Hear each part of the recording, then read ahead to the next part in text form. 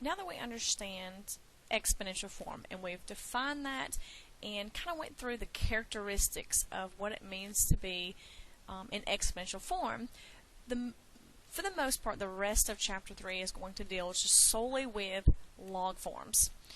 And first of all, we need to understand what it means to be a log form. And definition of log form is just basically, in simpler terms, the simplest form that we can kind of describe this is if you have f of x equals log base b of x, this is what we call a log function. And it has a base of b. That b represents its base. Okay, so not really a whole lot to it. It's just kind of at face value, a log function has the word log, and it's got a base of b. Now, one key part to this definition here is it does say that if you have this log form, it is actually the same thing as b to the y power equals x, which is an exponential form. Okay, and that is being explained here. These two equations, one is in log form. The one that actually says the word log is log form. And the one that has the exponential, the variable as your exponent, is an exponential form. And there is a conversion. We are going to spend the most amount of time in Chapter 3 going from log form to exponential form and vice versa. And you can notice the pattern. Basically, what happens is the base of the log becomes the base of the exponent. And that's about the only thing that changes. The y jumps up from here to become the exponent. The x stays right where it's at. Okay, so basically the base of the log just becomes the base of the exponent. And you can kind of see the comparison and see the similarities between the log form and the exponential form. And the reason why, or one of the reasons why we have this conversion is because you can't do a log in your calculator necessarily. You can do a log in your calculator. You do have, or you should have, a calculator. If you don't, you probably need to get a hold of one, even if you use the calculator that's on the computer. You have this log button here. You do have a log button. Now, you cannot just, for instance, plug in, if you look at example C, you cannot just plug that in your calculator, because what happens is your log in your calculator is a base of 10. That's the only way you can plug in a log into your calculator, is if it has a base of 10. So probably 95% of the ones that we're going to see are not going to have a base of 10. So we have to have another way to be able to solve these, or to simplify these, find out what they're equivalent to. And that's why we have this conversion between log form and exponential form, because looking at example A, for instance, let me show you the conversion first. Again, looking at your comparison, you don't have to necessarily memorize. Some people memorize, okay, this is the y, this is the b, the base is the b, there's the x, and then they memorize these conversions here, and then they just plug in for b, plug in for y, plug in for x. I'll show you both ways, but it's just a simple move of the base is all that's going to move.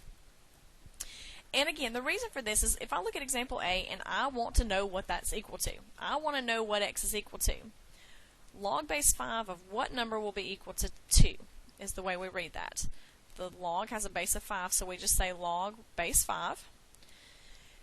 Now, again, you can't just plug that in your calculator for a couple reasons. You don't know what you're taking the log of. There's a variable here. We don't know what this x is. And also, you can't plug that in your calculator because your calculator is only programmed for log base 10. So I've got to convert this. Now, here's one way to do it. Now, this is not the way that I usually do it, but just to show you have an option. This is y equals log base b of x, and I need to convert that to b to the y power equals x, so I can just memorize where the b is, where the x is, where the y is, and say, well, this is going to be b, my b is 5, my y is 2, and my x is an x. So you can just look at it and say, okay, well, there's the b, so I need to plug that in for b. Here's the y, so I need to plug that in for y. You have that option. Or, what I think is a quicker, easier way is saying, all you have to do is take the base of the log and move it over to the other side, and it becomes the base of whatever's over there. If it's the base of the log, it's going to be the base of the exponent, and that's all that's going to move. Take the base of 5, move it over, make it the base of the exponent. Well, since you've taken the 5, the log is gone, all you have left is x. And now we can say that x is equal to 25. Now we can solve it. You can, for the most part, always solve it when it's in exponential form. You can't always solve it when it's in log form. So the majority of the problems that we're going to see as we move through Chapter 3 is going to be taking it out of log form into exponential form. So it's really important that you understand how to convert them and convert them correctly, because as we move through, if you convert it incorrectly, then the whole rest of the problem is going to be incorrect as well. Okay, so we'll get plenty of practice on this. For example B. Again, it's in log form. I want to move it into exponential form. All you have to do is move the base of the log over to the other side and make it the base of whatever's over there. Since 3's over there, it's going to jump up to become the exponent. Since you've taken the base away from the log is now gone because you're taking it out of the log form into exponential form, and you're just left with 64. Now, up here, they are not asking me to simplify. If you look at the directions, all they want me to do is put it into its exponential form, so I'm not solving that. I could figure out what to the third power gives me 64. Of course, your answer would be 4 there, but we're not asked to solve them just yet. We will get to that. We just want to learn how to convert them first. And then for C, the only difference is on this one, the log is on the left, and the other one's it's been on the right, but it doesn't matter, because all that's going to move is you're going to take the base of the log, move it over to the other side, and make it the base of whatever's over there. So all you have left here, because the log is gone, is a 7. Now, obviously, that one would not be one we could solve. 3 to what power gives you 7? Well, that's not going to be, it's not 3 squared, it's not 3 cubed, it's not 3 to the 4th power. That one I wouldn't be able to solve or go any further on. But we are going to learn how to do that, how to actually figure out what those exponents are. Okay, so that's the basics of how we convert from log form into exponential form. There will also be times when it's in exponent form, exponential form, and we need to convert it back into a log. Now, most of the time we won't have to do this. Most of the time we will be taking it out of log and putting it back into exponential form, because if you look at example A, for instance, we can go ahead and solve that. X would be equal to 144. So what would be the purpose of going back to log form? Well, sometimes we just have a purpose for that. So we do need to know how to do that. It is a little more complicated, and it takes a little bit more practice to go backwards back into log form. But all we do is move the base. That's all that ever changes. If you, again, go back and look at what we just did. All you did was take the 5 and move it over to the other side. Took the B, moved it over to the other side. Took the 3, moved it over to the other side. So to reverse that, all you're going to do now is take the base, move it back over to the other side. So if I do that, if this 12 is going to be gone, I'm going to take the 12 over to the other side. All you have left over here is 2 equals. Now, moving the 12 over to the other side, you're moving it to become the base of the log, and you have an x over there, so you have an x over there. Now, one thing we do need to understand, that if I write this as if I leave the x there and then put the log 12 behind it, that is incorrect. In order to have a log, you have to have or be taking the log of something. If we have x times log base 12, this is log base 12 of what? You've got to be taking the log of something. Okay? It's kind of like this. If I have this 12 squared up here, if I just take that base away, and there was something here, that exponent is pointless, right? If you have just a random exponent, but you don't have a base to put it with, that exponent is pointless. If you don't have something behind your log, that log is pointless. Okay? So the way we write this is the way that I had it initially, is you have to have the x behind the log. You cannot put that x in front of the log, because then that makes the log kind of void. It doesn't mean anything.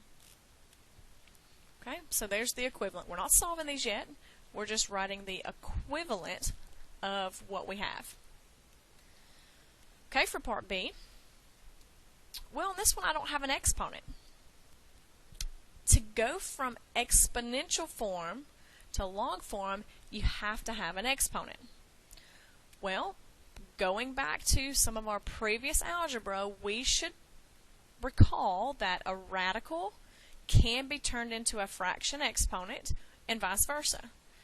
And currently this is 64. Technically this is 64 to the first power.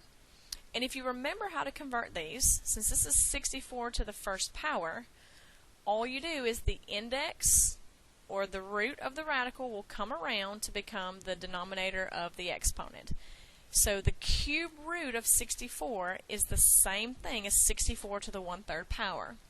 And we will get into that a little bit. You will see quite a few of those in Chapter 3, so we need to kind of go back and review that. Go back on, we did some radicals in a previous chapter. We've done them a little bit in Chapter 1 and in Chapter 2. But go back and look at that and kind of refresh your memory on that. All you do is move the index or the root, and it comes around to become the denominator of the exponent. So before we can even start this problem, that's the first thing we have to do. And again, that's going to be consistent for all of Chapter 3 throughout this entire chapter.